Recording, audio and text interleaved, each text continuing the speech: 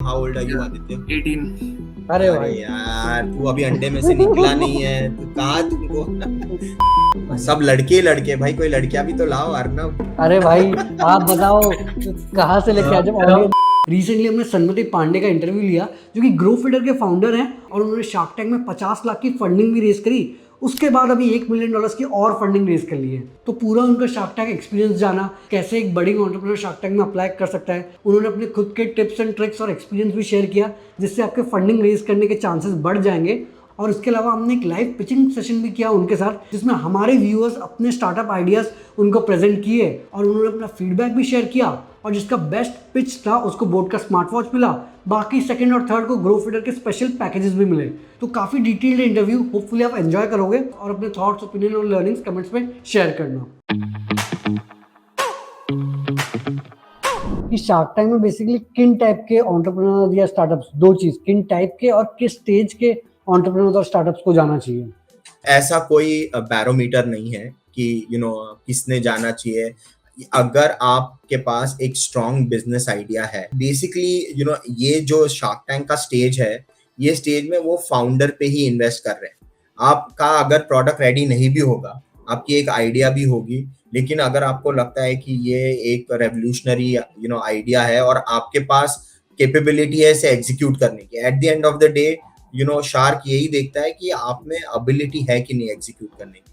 और अगर आपका बिजनेस है, आपने पिवट किया है, अगर आपका एक पुराना, ऐसा भी नहीं है तो बहुत लोग बोलते हैं यार सिर्फ नए बिजनेसेस को ही, तो ऐसी बात नहीं है। आपने देखा है आपका अगर 10 साल 20 साल पुराना बिजनेस भी होगा तो भी आप जाके पिच कर सकते हो, क्योंकि आइडिया यही है कि वो आपकी आइडिया पे आपको और फाउंडर पे पैसा लगा रहे हैं। बाकी सब चीजें भी मैटर करती है, लेकिन ये दो की क्राइटेरिया है। तो वो आपका पैशन और आपकी एबिलिटी टू एग्जीक्यूट, ये दो चीजें मुझे लगता है ज्यादा इंपॉर्टेंट। तो बेसिकली जो फर्स्ट फॉर्म था वो ज़्यादा आपके बारे में और मे बी आपके टीम के बारे में था। सेकंड फॉर्म जो है स्टार्टअप क्या करता है, किस लेवल पे है, क्या बिजनेस मॉडल है, वो सारी चीज़ें डिटेल में। That's right. सेकंड राउंड में भी आपको एक वीडियो बना के देना होता है और सेकंड राउंड में आपको आपका एक पिच डेक भी बनाना पड़ता है। नहीं तो ये जो थर्ड राउंड के बाद फिर क्या हुआ?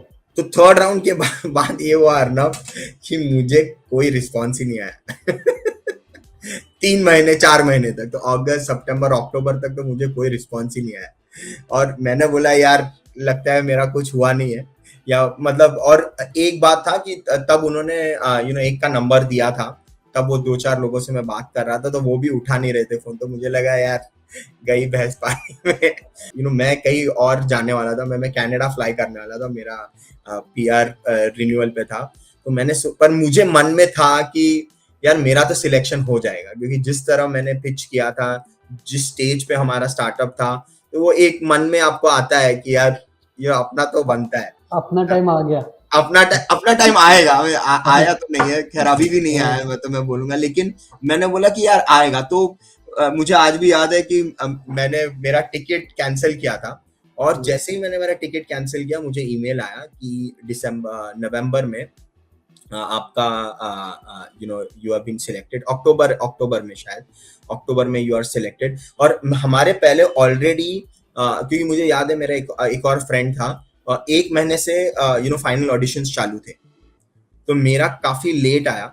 मैं बोलूंगा कि I was not very lucky, क्योंकि आपने देखा कि दिसंबर एंड में ही उनका वो तो शो लाइव हो गया था। तो मुझे नवंबर में फिर मेल आया और फिर उन्होंने हमको, एक पूरा प्रोसेस रहता है, वो सबको 3 दिन के लिए बुलाते हैं और उसके बाद फिर यू हैव टू बेसिकली आपको फिल्म सिटी बुलाया जाता है जहाँ पे सब बड़े बड़े शोज होते हैं। तो कपिल शर्मा, केबीसी, डांस मस्ती, सोनी के जितने बड़े बड़े शो होते हैं वो सब उसी एरिया में होते हैं। तो आप मैं चुपके से घुस गया था डांस मस्ती वाले शो में, और ऊपर अमिताभ बच्चन की भी शूटिंग चल रही थी, वो याद है। तो 3 दिन आपको डेली वो फिल्म सिटी में बुलाते हैं जो गोरेगांव में है, और फिर लास्ट डे पे और तब आपको प्रिपेयर करते हैं कि आपको कैसे बोलना चाहिए। आपका एक रिहर्सल होता है। बहुत लोग ये पूछते हैं कि यार ये शो रिग्ड है क्या, ये आपका ऑलरेडी ऑडिशन पहले होता है। तो ऐसा कुछ भी नहीं है, ये पूरा शो मेरिट पे है, क्योंकि मैं खुद I was a part of the process. तो ऐसा कुछ भी नहीं है, सिर्फ जो पहले 3 मिनट है जो कोई भी स्टार्टअप पिच करता है वो प्रिपेयर करके जाता है। हाय शार्क्स, मेरा नाम सन्मति है। मेरा नाम हर्षित है। ये मेरा भांजा है। ये मेरे मामा है। सो शार्क्स, जैसे आपने देखा, ये कॉमन ह्यूमन बिहेवियर है। बिना मोटिवेशन के कोई कुछ काम नहीं करता। इसीलिए हम लेकर आए हैं ग्रोफिटर रिवॉर्ड्स ऐप, एक ऐसा ऐप जो आपकी हेल्थ और वेल्थ दोनों का ख्याल रखता है और आपको ढेर सारे रिवॉर्ड्स देके मोटिवेट तो करता ही है। उसके बाद का जितना Q&A है ये है, और इनफैक्ट शार्क्स को तो पता भी नहीं रहता है कि कौन आने वाला है। तो आपने जो बोला कि जो 3 दिन के लिए बुलाते हैं वहां पे वो फिर आपको गाइड करते हैं, आप अपना पिच करते हो, वो बोलते हैं कि इसको ये चीज लेके आओ, ये चीज मत लाओ, ये चीज इंक्लूड करो, या ये सारी चीजें वो तब गाइड करते हैं।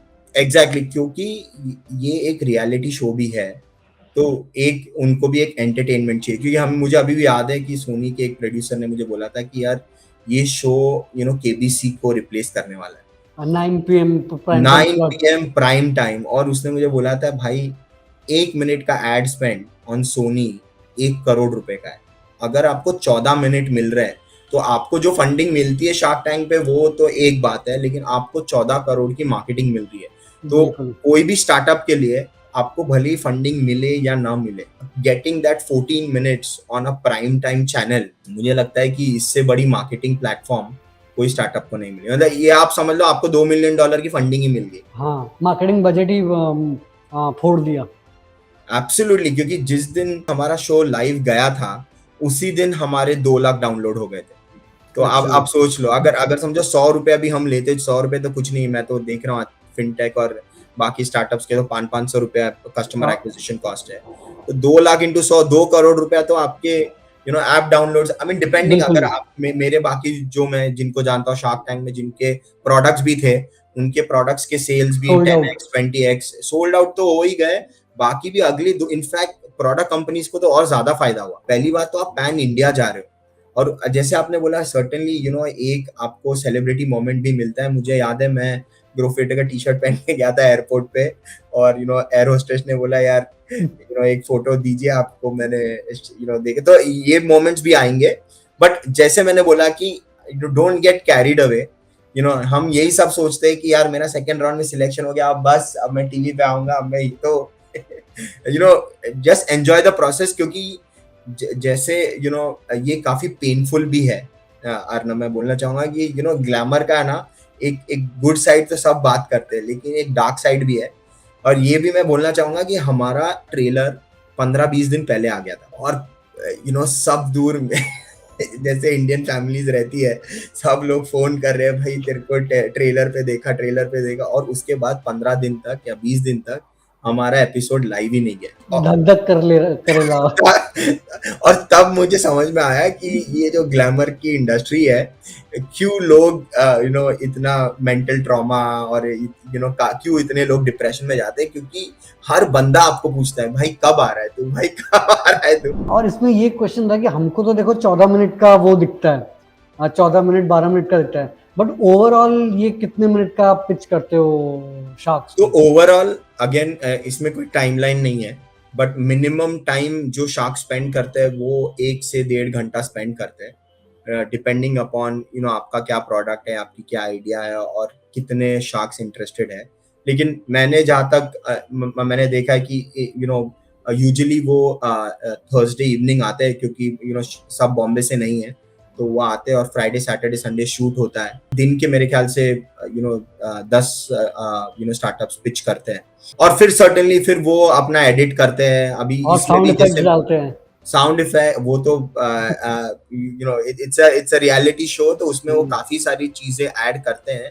लेकिन जैसे मैंने बोला कि जितने भी क्वेश्चंस रहते हैं, जो भी क्वेश्चंस रहते हैं वो सब रियल रहते हैं, और जो भी पिचिंग होती है वो शार्क्स को पहले से कोई आइडिया नहीं रहती है कि ये बंदा आ रहा है, ये बंदा नहीं आ रहा है। तो सर्टेनली आप ये मत सोचिए कि यार मैं एक छोटे शहर का हूँ, या मेरी कम्युनिकेशन स्किल इतनी अच्छी नहीं है, या मेरा आइडिया बहुत छोटा है तो मेरा सिलेक्शन नहीं होगा। ये ऐसा बिल्कुल भी मत सोचना। अगर आप पैशनेट है और आपको लग रहा है कि आपके आइडिया, जैसे आपने वो जुगाड़ू कमलेश का देखा, हाँ, उनका तो वो इतना पैशनेट था टीवी पे आके, तो बस वो इनफैक्ट मुझे तो लगता है कि रियलिटी शो है, और जो जितना पैशनेटली पिच करेगा, जैसे हम भी गए थे तो हमने भी एक स्टोरी बनाई थी मामा भांजे की, क्योंकि ये जोड़ी, और मुझे आज भी याद है वहां पे तब रणविजय होस्ट था, तो उन्होंने बोला था यार सास बहू की जोड़ी देखी है, भाई बहन की जोड़ी देखी है, पति पत्नी की, लेकिन सबसे यूनिक जोड़ी मामा भांजे की जोड़ी होती है। तो वो काफी हमें हेल्प किया ऑडियंस से कनेक्ट करने को। तो आपको भी ऐसा कुछ मैं ये नहीं बोल रहा हूँ कि ये वो एक कॉमेडी शो है, आपको हंसाना है, लेकिन जेन्युइन रहना है, पर जेन्युइन रहना और एक फन एलिमेंट चाहिए, लोगों को कनेक्ट करना चाहिए आपका स्टार्टअप। अगर आपकी स्टोरी जेन्युइन है, आपकी आइडिया कनेक्ट करती है, तो फिर मुझे नहीं लगता कि आपको कोई रोक सकता। कि जैसे दिखाते हैं कि असली काफी एग्रेसिव होते हैं, तो एक्चुअल में वो एग्रेसिव होते हैं, या मतलब वो Yes. प्रेशर फील होता है टैंक के अंदर, या बहुत बहुत प्रेशर फील होता है, तो भाई सिट्टी बिट्टी गुल हो जाती है। मुझे अभी भी याद है, मैंने इतनी प्रैक्टिस की थी वहां जाके, क्योंकि वो इतना बड़ा सेट है, और इतने कैमरा भी लगे होंगे। कैमरा तो छोड़ो, वो लाइट्स इतनी फोकस पे रहती है कि आगे पूरा अंधेरा हो जाता है, आधा दूर का दिखता नहीं है। अगर किसी को लगता है कि कोई रीटेक होता है, तो भैया कोई रीटेक नहीं है, आपको एक ही चांस दिया जाएगा। अगर आपने अरे उसमें ऐसे भी तो होता होगा, कोई जैसे डर के मतलब पूरा सही से एक शॉट में पिच नहीं ले पाया, तो नहीं क्या नहीं, नहीं, सब कुछ पिच नहीं, ये one and only one shot. जहां अच्छा, तक मुझे आइडिया है, मैंने तो मतलब मैंने जितने स्टार्टअप्स को देखा है, अगर आपने गूफ अप किया तो गया, वो क्लिप जाएगा, वायरल होगा। वो क्लिप जाएगा नहीं, वो क्लिप आएगा ही नहीं। अच्छा। क्योंकि वो 200 स्टार्टअप्स या 200 सवा 200 स्टार्टअप्स का वो लोग शूट करते हैं, और उसमें से वो लोग सिर्फ 90-95 स्टार्टअप्स को दिखाते हैं। तो ऐसा भी मत सोचना कि अगर आपकी शूटिंग हो गई है और आप का ये हो गया, तो कोई चांसेस, आपको कोई कुछ बताएगा नहीं। तो कुछ इवन मैं वही बोल रहा हूँ, कुछ एंटरटेन, जैसे आपका आई थिंक वो जो आपने एंड में डायलॉग बोला था कि आप सीए भी करेंगे स्टार्टअप, उसकी वो मैंने सोचा नहीं था। वो तो it was just spur of the moment. वो एक कनेक्शन बैठ गया था अमन के साथ। मैंने अमन को बोला मैं भी सीए हूँ, मैं भी एक चार्टर्ड अकाउंटेंट हूँ। मैंने भी फुल टाइम एमबीए किया है नरसिंह मुंजी से फाइनेंस में, और अमन की स्टोरी बहुत सिमिलर है। मैंने भी सीए किया है, मैंने भी एमबीए किया है, तो मैं बहुत फॉलो करता था। आईआईटी आईएम बहुत हो गए, अब चार्टर्ड अकाउंटेंट्स की बारी है। और एमबीए जैसे आप पे है, तो उसको उनको तब काफी कनेक्ट हो गया था, और वो ताव में मैं फ्लो में चला गया और मैंने बोल दिया। लेकिन क्योंकि तब पीयूष ने भी कुछ बोला था सीएस को कि यार आप सीए से दूर रहना, और तब काफी वो वायरल हो गया था। बिजनेस एडवाइजर्स और चार्टर्ड अकाउंटेंट, सीए क्या गाइड करता है इसमें? अरे सीए का बहुत वैल्यू है, मॉडल्स एंड वो सब चीजें बनाने की। मेरे पापा भी सीए में, वैसे पूछ रहा हूं वो क्या गाइड करते हैं? क्या पार्टनर कर रहे हैं? Very good. और एक एडवाइस है भाई, सीए से थोड़ा दूर रहो। फिर मेरा डायलॉग आया था, तो मुझे लगता है उसी डायलॉग की वजह से आपको भी डाल दिया कि टीम में। बट वैसे जितनों को इन्वेस्टमेंट मिली सबको दिखाया, या ऐसे भी है कि इन्वेस्टमेंट मिली बट टीवी पे नहीं आया? ऐसा है कि 90% अगर आपको फंडिंग मिल जाती है, अभी मुझे नहीं मालूम कि कितने स्टार्टअप्स को फंडिंग मिली, लेकिन यस, जितने भी स्टार्टअप्स को फंडिंग जिस दिन मैं था उन सबको दिखाया है। तो अगर आपको फंडिंग मिलती है तो 90 to 95% चांसेस है कि आप आओगे। तो यही हमको भी प्रोड्यूसर ने बोला था कि भाई कैसे भी करिए एक डील लेके आओ, क्योंकि डील लेने के बाद चांसेस बहुत हाई हो जाते हैं आपका टीवी पे आने के। और सवाल ये भी है कि आपने कंपनी की फिर वैल्यूएशन कैसे सेट करती? क्या वो सोनी वाले हेल्प करते हैं, या आप अपने प्रीवियस रेवेन्यू के बेस पे? आई थिंक आपने मांगा कितना था, 50 lakhs फॉर? तो 50 lakhs फॉर 1% मांगा था। हाँ। तो ये अगेन ये पूरा स्टार्टअप पे डिपेंडेंट रहता है, लेकिन वो सोनी देखो, आप एक एंजल, शार्क भी एक एंजल इन्वेस्टर है, एंड आपको भी मालूम है कि एक एंजल इन्वेस्टर की एक लिमिटेड इन्वेस्टमेंट कैपेबिलिटी रहती है। वो कोई वीसी फंड नहीं है कि आप उनको बोलोगे कि सर मुझे 10 करोड़ चाहिए और वो बोलेगे बेटा 20 करोड़ लेके जा। तो आपको एज एन एंजल इन्वेस्टर को जैसे आप पिच करते हो, और आपको आपकी वैल्यूएशन जस्टिफाई करनी है। अगर आपको लगता है आपकी वैल्यूएशन 50 करोड़ है, आपने आप जस्टिफाई कर सकते हो नेशनल टीवी पे।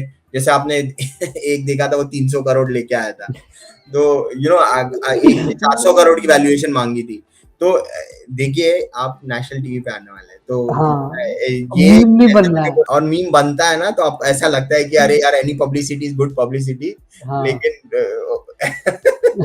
उसकी मार भी पड़ती है, मतलब। हाँ, और बाकी अभी शार्क टैंक के बाद आपने ऐसे ही बोला डाउनलोड बढ़ गए, तो फिर नेक्स्ट आपने कैसे फंडिंग राउंड रेज करी? वो क्या अमन गुप्ता ने कुछ कॉन्टैक्ट नहीं नहीं, सर्टनली शार्क्स बहुत काम आते हैं। और ये see at the end of the day ये एक परसेप्शन का गेम भी है।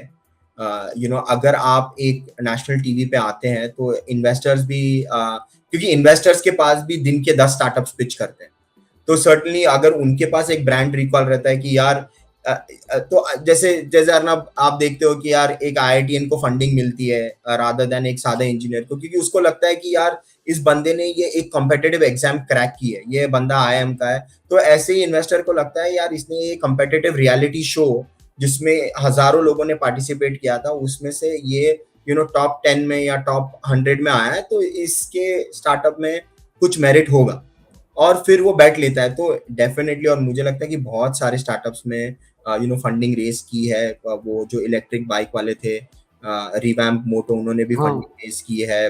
मैं गेटअवे को भी जानता हूँ, ही उसका भी बिजनेस 10x ग्रो हुआ है। तो यार हर एक स्टार्टअप को फ्री मार्केटिंग चाहिए, इससे बेटर प्लेटफॉर्म आपको नहीं मिलेगा। मतलब मुझे याद है मेरे वो डायलॉग के बाद मुझे 3000 चार्टर्ड अकाउंटेंट ने लिंक्डइन पे कनेक्ट किया था मेरे काफी इंटरव्यूज भी हुए थे। तो आपको भी कम्युनिटी बनानी है। See at the end of the day YouTubers हुए, इन्फ्लुएंसर्स हुए, ये सब कम्युनिटी ड्रिवन प्लेटफॉर्म्स है, तो आपका भी एक कम्युनिटी आपकी सेट हो जाती है तो हेल्प होता है। ओवरऑल अभी तक तो हम शार्क टैंक की जर्नी और क्या ग्रो फिटर कर रहा है वो समझ गए, और आगे कैसे फायदा हुआ शार्क टैंक जाने का वो सब भी प्रोसेस समझ गए।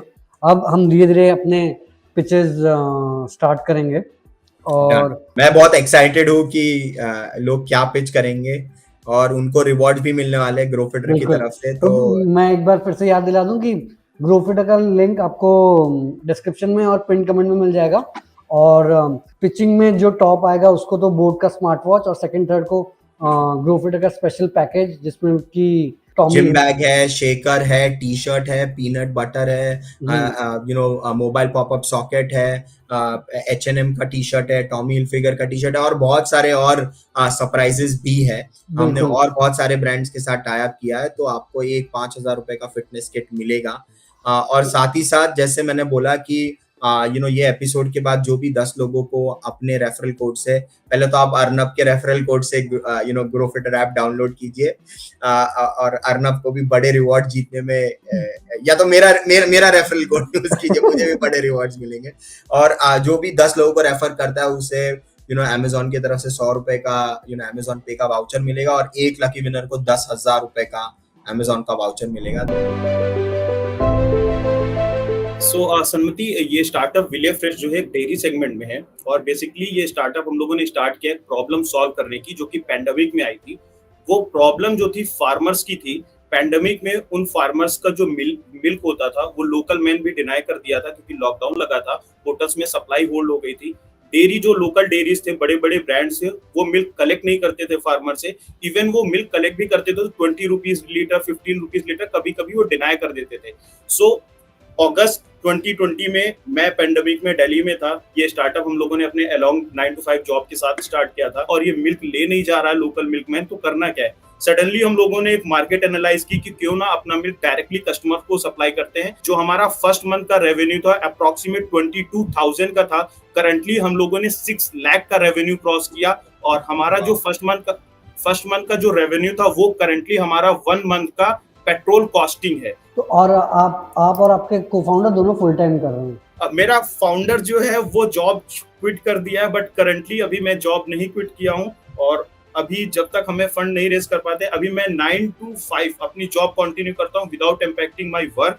वहां पे मैं फुल टाइम देता हूँ। आफ्टर मेरा जॉब जो इवनिंग में एंड अप होता है, 1 घंटे का मैं ब्रेक लेता हूँ, फिर 7 से 7:30 बजे मैं इवनिंग में बैठ जाता हूँ। रात में 2-2:30 बजे तक मैं अपने फुल टाइम स्टार्टअप पे काम करता हूँ। फ्रॉम एन इन्वेस्टर पर्सपेक्टिव वो देखना चाहता है कि आप इसको स्केल कैसे कर सकते हैं। जैसे आपने बोला ग्रेट, मतलब आपके पास अभी व्हाट्सएप पे 500 लोगों को आप करोगे, लेकिन क्योंकि स्टार्टअप टेक ड्रिवन होता है, इन्वेस्टर ये देखना चाहता है कि आपका कोई को फाउंडर के पास टेक की नॉलेज है कि नहीं, क्योंकि आज टेक बहुत ही एक्सपेंसिव है। ठीक है, आज आप व्हाट्सएप पे कर लोगे, आप टीम बना लोगे, लेकिन जैसे अर्नब को भी पता है आज मतलब टेक टैलेंट इतना क्रंच में है, और उनकी सैलरीज इतनी हाई है कि कल को आप किसी को बोलोगे कि मेरा ऐप बना दे तो वो 10 लाख रुपए ले लेगा। तो आपको कहीं ना कहीं एक टेक को फाउंडर या मुझे नहीं मालूम आपका को फाउंडर कितना टेक सैवी है, आपको कहीं ना कहीं किसी को एक पार्टनर लेके, मतलब आप उसको एक छोटा सा ई सॉप देके या देके, क्योंकि आपको एक टेक को फाउंडर तो बताना ही पड़ेगा। एंट्रेंस प्रशिक्षण, एज द नेम सजेस्ट, प्रशिक्षण एक सिनोनिम है प्रिपरेशन का। तो here we have the ultimate preparation guide for entrance examination. So the problem which we are solving is the connectivity issue. वहाँ पे तुम्हें मेंटर पढ़ा रहा है, कुछ समझ नहीं आ रहा क्योंकि सारे बच्चे होते हैं, फोकस नहीं कर पाता एंड वो अपने में पढ़ा रहा है, उसे प्रॉब्लम पता होता नहीं है एक्चुअली, जो स्टूडेंट जो एक्चुअली फेस करता है, राइट। एंड उसे उस एग्जाम के बारे में ज्यादा कुछ पता नहीं होता, उसे पता होता है कि एप्टीट्यूड एग्जाम है, हम ये पढ़ाएंगे तो हो जाएगा। तो that's not how you crack this entrance examinations, right. So how are we actually different? So हम यहाँ पे क्या करने वाले हैं, students who already cracked entrance examination, right. So जैसे सिम्बायोसिस, क्राइस्ट, दिल्ली यूनिवर्सिटी, ये सब entrance examination IPMAT IIMs के लिए, तो जो स्टूडेंट ने एक्चुअली क्रैक करा है वो तुम्हें गाइड करने वाले हैं, वो तुम्हें हेल्प करेंगे। और अभी एक्चुअल में अभी आपको क्या प्रॉब्लम है? हम वीडियोस होस्ट कर रहे हैं एंड हमारे पे जो हम होस्ट करने वाले हैं वहाँ पे थोड़ा मोड़ा लैग हो रहा है, चल रहा है, वीडियो धीरे धीरे आ रही है। एंड Amazon वेब सर्विसेज के लिए we need a great I would say investment, तो वो हमारे पास अभी एक्चुअली है नहीं। तो इन्वेस्टमेंट इज समथिंग कि हम इस पे फोकस करना चाहते हैं। ये वाला गूगली आपने एंड में जो डाला ना, ये थोड़ा गलत हो गया भाई। तो हम जहाँ पे ये प्रोवाइड करने वाले हैं, तो यहाँ पे वीडियो चलेगी। सड़क हाँ, पे ले आएगा। तो मैंने जिस सड़क पे नहीं लाएगा, घर बार बिकवा देगा भाई। ये मालूम है ये इनका कैसा प्लान रहता है, वो आपको 1 साल फ्री देते हैं, ठीक है, और वो आपको बोलते हैं $100,000 तक आपको फ्री। आपको ऐसा लग रहा है कि यार मैंने दुनिया जीत ली, 250,000, लेकिन 3 महीना, और वो 3 महीने में तो हमको है ना गूगल ने फ्री दिया $250,000। AWS तो क्या है ना, नाम है। उसके बाद आपको एक वो वेब मतलब AWS को मैनेज करने है, डेवऑप्स का एक मैनेजर लगता है, ये सब लगता है। तो मेरे ख्याल से दैट्स टू अर्ली। आप जो बना रहे हो प्रॉब्लम स्टेटमेंट है, आप उसी की बात करो। ये सब जार्गन मत यूज करना किसी के इन्वेस्टर के सामने। अगर वो स्मार्ट रहा तो फिर वो आपकी ले लेगा। obviously so I am also, जैसे अर्नब ने बोला, वो बोलेगा कि भाई ये तो मेरे को सड़क पे लाने वाला है। हाय, तो मेरे स्टार्टअप का नाम है माई गाइडिंग बडी। तो बेसिक आइडिया ये है कि इंडिया में इतने सारे कॉम्पिटिटिव एग्जाम्स होते हैं, बट इंडिया में अच्छे टीचर्स तो मिलते हैं, अच्छे मेंटर्स नहीं मिलते। वैसे मेंटर्स जिनके साथ स्टूडेंट एक कनेक्ट फील कर पाए, वैसे जो एक भैया की तरह हो और उन्होंने लाइफ में कुछ फोड़ा हुआ हो। तो इसमें ये है कि हम आपको आपके फील्ड के रेलेवेंट एक्सपर्ट्स के साथ कनेक्ट करवाते हैं मेंटरशिप के लिए। तो अगर आप IITian हो तो हम आपको IITian के साथ कनेक्ट करवाएंगे। अगर आप CA के लिए प्रिपेयर कर रहे हो तो हम आपको एक CA के साथ कनेक्ट करवाएंगे। तो इसमें आपको एक बार पहले मार्केट टेस्ट करना पड़ेगा कि कितने लोग हैं कि एक्चुअल में जो पे कर सकते हैं। उसके बाद की 10 रुपीज पर मिनट रखना चाहिए कि 5 रुपीज की 50 रुपीज, वो आपको एक फिगर आउट करना पड़ेगा। अभी क्या ना, थोड़ा मार्केट मैच्योर्ड हो गया, इन्वेस्टर स्मार्ट हो गए। वो चाहते हैं कि आप पहले थोड़ा रेवेन्यू दिखाओ, थोड़ा आपको है ना, you have to go through that pain. आपको थोड़ा पर्सनली थोड़ा इन्वेस्ट करना पड़ेगा और एक 100 स्टूडेंट्स को आपको बताना पड़ेगा एक केस स्टडी। मैंने लास्ट टाइम भी बोला था कि एक केस स्टडी आपको बतानी पड़ेगी, सर ये बंदे का हमने IIT में या उसको हेल्प किया, या वो IIT में नहीं जा पाया लेकिन वो NIT में एडमिशन लिया, समथिंग दैट। या IIT में ये दिक्कत फेस कर रहा था, हमारे बंदे से बात करके हमने उसको हेल्प करके उसको रिजॉल्व किया। एग्जैक्टली। हेलो एवरीवन, मेरा नाम तपस है। मेरा एज अभी 17 ईयर्स ओल्ड है। एक्चुअली मैं स्कूल ड्रॉप आउट हूँ, मैं ओपन स्कूलिंग परस्यू कर रहा हूँ। और 4 साल पहले मुझे आइडिया आया इलेक्ट्रिक स्केटबोर्ड्स का, तो ये मैंने 4 साल पहले स्टार्ट किया है। इससे पहले कि इलेक्ट्रिक स्केटबोर्ड क्या होता है ये हम जाने, पहले हम प्रॉब्लम को समझ लेते हैं कि प्रॉब्लम क्या है एग्जैक्टली। सो एक पर्सनल लाइट इलेक्ट्रिक व्हीकल होता है, लाइक जैसे कि आपका ई-बाइक हो गया, इलेक्ट्रिक किक स्कूटर हो गया, वन व्हील हो गया, ये सब जो है ये पर्सनल लाइट इलेक्ट्रिक व्हीकल्स में आते हैं। इसमें प्रॉब्लम ये होता है कि स्केटबोर्डिंग और लॉन्ग बोर्डिंग जो पिछले 50-60 साल से US में रहा है, उसमें आपको धक्का मार के चलाना पड़ता है, आप ज़्यादा टाइम तक चला नहीं सकते उसको, थक जाते हो उसमें ब्रेक्स नहीं होता है, कुछ नहीं होता है। और जो PLEVs है, ई-बाइक्स हो गया, इलेक्ट्रिक स्कूटर्स हो गए, इनका वेट बहुत ज़्यादा रहता है, ये पोर्टेबल नहीं रहते हैं और इनका एक कुछ कम्युनिटी नहीं है एक्चुअली। सोल्यूशन क्या है? एक्चुअली 6-7 साल पहले इलेक्ट्रिक स्केटबोर्ड एक बहुत ही न्यू थिंग है, ये मतलब मार्केट में आई है। तो आई थिंक सबसे बेस्ट वे मैं इस चीज़ को एक्सप्लेन कर सकता हूँ कि मैं एक वीडियो शेयर करना चाहता हूँ। आपको हमारा प्रमोशनल वीडियो देखिए, उसमें आपको अच्छे से समझ में आएगा कि ये प्रोडक्ट एग्जैक्टली है क्या।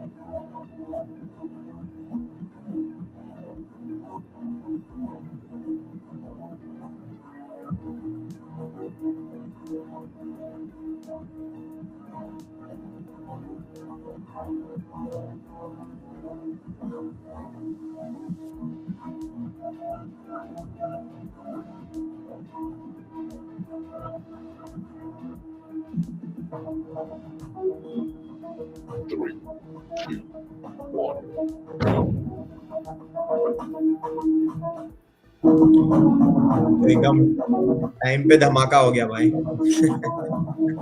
तापस ये बोर्ड बेचना चालू कर दिया, किस फेज में अभी? एक्चुअली अभी हम MVP स्टेज में है, हमारा प्रोटोटाइप रेडी है फुल्ली। इनफैक्ट हमें मार्केट फीडबैक भी आ गया है थोड़ा सा, लाइक हमने कम्युनिटी में लाइक हमारा बोर्ड दिया है कुछ यूट्यूबर्स को, वो लोग ने टेस्ट किया हुआ है। तो अभी हम लोग ये वीडियो किसने बनाया? तापस, ये वीडियो किसने बनाया? हमने बनाया, एक्चुअली मेरा और मेरा क्रू है, हम लोग ने मिलके बनाया है। नहीं तो ये स्केटबोर्ड आपने यूज किया है या 3D रेंडर्स मुझे लग रहे हैं काफी? ये ना यूज आप वीडियो देख सकते अच्छा ये है, ओके ओके। तो इसमें जो आपने जो फीचर्स लिखे हुए हैं वो है, ये रीजन ब्रेकिंग और वो सब है आपने जो पीछे दिखा रहे हैं स्केटबोर्ड? हाँ हाँ, ये प्रोडक्ट ऑलरेडी मतलब रेडी है कि POC में? वो अर्नब पूछ रहे कि आपने सिर्फ ये एक वीडियो बनाया है अभी बताने के लिए और ये इन द मेकिंग है? प्रोडक्ट इज कंप्लीटली रेडी, कल के कल मैन्युफैक्चरिंग स्टार्ट कर देते हैं फुल्ली। और क्या कॉस्ट होगा इसका? मैं उस पर आने से पहले थोड़ा आपको अपना टारगेट ऑडियंस पहले बता देता हूँ कि एग्जैक्टली टारगेट ऑडियंस कौन है। तो मेनली हम लोग इंडियन मार्केट टारगेट नहीं कर रहे हैं, हमारा मेजर जो मार्केट है वो नॉर्थ अमेरिका और यूरोप में है मोस्टली, बिकॉज वहाँ पर वो इंफ्रास्ट्रक्चर है पहली बात। सेकंड थिंग, स्केटबोर्डिंग रहा है वहाँ पे 50-60 साल पहले। इंडिया में किसी क्रिकेट एक बहुत कॉमन स्पोर्ट है, वैसे यहाँ पर स्केटबोर्डिंग एक कॉमन स्पोर्ट है, तो वो कल्चर वहाँ पे रहा है। सो मेनली जो मिलेनियल्स है, टेकीज है, स्केटबोर्डर्स है, वो लोग हमारा मेन टारगेट ऑडियंस है। बट आई थिंक ये एक्सपेंसिव होगा ना, ये कितना $1000 कितने का बिकेगा? $1000 का है इसका MRP। हमारे कॉम्पिटिटर्स है वो लाइक हमसे भी बहुत महंगा बेचता है। अभी अब तक हम लोग ने मतलब खुद का पैसा डाला है इसमें, 26 लाख सो फार वी हैव इन्वेस्टेड। तो एक्चुअली हमारे पेटेंट्स भी है। 3 लोगों ने मिलके पूरा प्रोडक्ट बना भी लिया? या डेफिनेटली। क्या क्या बना दिया भाई? भाई मैं तो, मेरा तो दिमाग घूम गया है भाई। मतलब mind blowing, you know, I mean full points for the video. बहुत ही तगड़ा वीडियो बना है और नहीं, मुझे लग रहा था एकदम फ्यूचरिस्टिक प्रोडक्ट है यार। मुझे लग रहा था पहले जब थंडर हुआ तो मुझे लगा ये क्या थंडर हो रहा है। हाय, दिस इज निखिल। मैं निखिल हूँ कलाकार्ट से। मैं आज कलाकार्ट को रिप्रेजेंट कर रहा हूँ। कलाकार्ट बेसिकली 2 मेन प्रॉब्लम्स है जिनको सॉल्व करने के लिए काम करता है। पहली प्रॉब्लम तो ये कि जो बडिंग आर्टिस्ट हैं, ऐसे आर्टिस्ट जिनके पास पैशन है, स्किल है, बट पैसा नहीं है, और वो हैंडमेड पेंटिंग्स बनाते हैं, पोर्ट्रेट्स बनाते हैं, स्कल्पचर्स बनाते हैं, बट उनके पास कोई एक ऐसा प्लेटफॉर्म नहीं है जहाँ से वो सेल कर सकें हाई कमीशंस बिना दिए या लिस्टिंग फीस बिना दिए।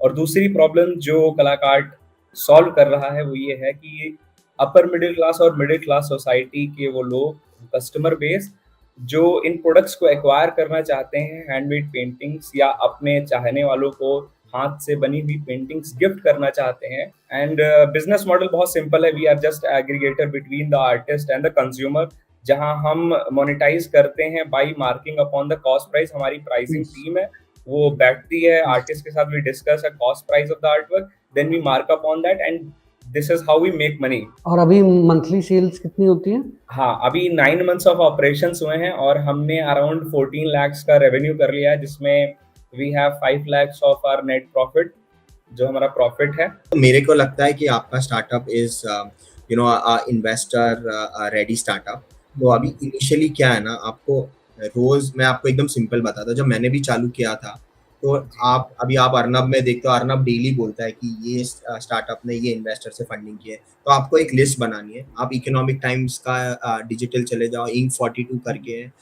एक योर स्टोरी करके है। तो यहाँ पे है ना डेली आते हैं न्यूज़ कि कौन कौन से इन्वेस्टर्स, कौन कौन से एंजल है, कौन कौन से वीसीज है। तो आप आपका डोमेन पकड़ो, जैसे आप एक मार्केट प्लेस भी हो, आप एक D2C भी हो, तो आप उन इन्वेस्टर्स को शॉर्टलिस्ट करो। और अभी आपका काम होना चाहिए इन सबको ईमेल करना, जितने लोगों को ईमेल कर सकते हो भाई, किसी में शर्म नहीं है। आपको 200 लोग मना करेंगे। मैंने जब इनिशियली किया था तो मैंने 250 इन्वेस्टर्स को खुद मेल किया था। कोई ना कोई तो आपको है ना रिवर्ट करेगा। मतलब मेरा इन्वेस्टर, मुझे आज भी याद है, मेरे अकाउंट में 1 लाख रुपए थे और मुझे सैलरी देनी थी, और मैंने लिंक्डइन पे ऐसे एक रैंडम को कनेक्ट किया था। वो आके 1 घंटे में 25 लाख का चेक लिख के गया। क्योंकि आप पहले इनिशियली पैसा नहीं कमाओगे, तो आपको ये देखना है कि आज मुझे 50 लाख रुपए की फंडिंग मिलती है और मैं देख रहा हूँ यार मेरे 10 लोग हैं और मेरे महीने का खर्चा समझो 3 लाख रुपए है, तो मेरा एक रनवे कैलकुलेट होता है। मैं ये बोल रहा हूँ कि यार अगले 18 महीने तक या अगले 12 महीने तक अगर मुझे किसी ने भी पैसा नहीं दिया और मेरे बिजनेस ने 1 रुपया भी नहीं कमाया, तो मैं अगले 12 महीने तक चल सकता हूँ। तो जब भी आप किसी से पैसा लो, जब भी आप फंडिंग लो, तो आपको एक रनवे तैयार करना पड़ेगा और रनवे के हिसाब से फिर आपको खर्चा करना पड़ेगा। तो एक जो एवरेज रनवे होता है फॉर एनी बिजनेस, मतलब आपको अगले राउंड रेस करने के लिए, वो होता है 12 महीने का। राइट। तो आप जब भी कोई पैसा रेस करो, आपको एक रनवे क्रिएट करना है 12 महीने के लिए। तो अगर आपको 10 लाख रुपए कोई देता है तो भी आपको उस हिसाब से खर्चा करना है, आपको 50 देता है तो उस हिसाब से तो एक 12 महीने का रनवे होना है। एंड सर्टनली हम ये आगे भी चालू रखेंगे। Arnab, thanks a lot to make me one of your participants. और मैं तो फैन हुई अर्नब का, बट मैं भी अर्नब के साथ जितना मैं कोलैबोरेट कर सकता हूँ मैं करूंगा। And thank you for inviting me. And जैसे आप सबको ग्रोफिट ऐप डाउनलोड करना है। हमारे इसमें एक हेल्थ क्विज है, और जो भी वो हेल्थ क्विज में 7 on 10 लाएगा और हमारे साथ शेयर करेगा, अर्नब के इंस्टा या ग्रोफिटर के इंस्टा आईडी पे भी शेयर कर सकते हैं, तो उसको भी हम एक सरप्राइज गिफ्ट देंगे। बाकी तो जो बेस्ट कमेंट्स को मिलने ही वाले हैं। तो होपफुली आपको ये इंटरव्यू और पिचिंग सेशन पसंद आया होगा। ऐसे हमने पहले भी डीवी सर के साथ पिचिंग सेशन किए हैं, और इनफैक्ट हमारे कम्युनिटी मेंबर ने जाके शार्क टैंक में पिच किया और उनके स्टार्टअप मीटियोर से फंडिंग भी रेज करी। बाकी ऐसे सेशंस हमारे प्लान है कि आगे और भी कंडक्ट करेंगे। तो ऐसे इंटरव्यू सीरीज के लिए और हमको किन किन को इन्वाइट करना चाहिए कमेंट्स में ज़रूर बताना। बाकी ग्रो फिटर का भी ऐप डाउनलोड कर लेना, सो दैट फिट होते होते साथ में आप रिवॉर्ड्स भी जीतो। और जैसे से आप फिटनेस और रेफरल चैलेंजेस कंप्लीट करोगे, आपको बोट के smart watches, AirPods, MacBook, mountain bike, TV और भी बहुत सारे रिवॉर्ड्स हैं। तो ऐप का लिंक डिस्क्रिप्शन में है, और मेरे रेफरल लिंक से डाउनलोड करोगे तो यार आपको भी ग्रो फिटर पॉइंट्स मिलेंगे और मुझे भी साथ में मिलेंगे, तो दोनों का फायदा होगा। वीडियो पसंद आए तो अपने सारे दोस्तों के साथ व्हाट्सएप, फेसबुक, इंस्टाग्राम हर जगह शेयर कर देना। चैनल को पक्का सब्सक्राइब करके घंटा भी दबा देना। आगे हम ऐसे ही स्टार्टअप, बिजनेस, मोटिवेशन और एंटरप्रेन्योरशिप बातें करेंगे। तो जल्दी मिलते एक नई और जानकारीपूर्ण वीडियो के साथ। धन्यवाद।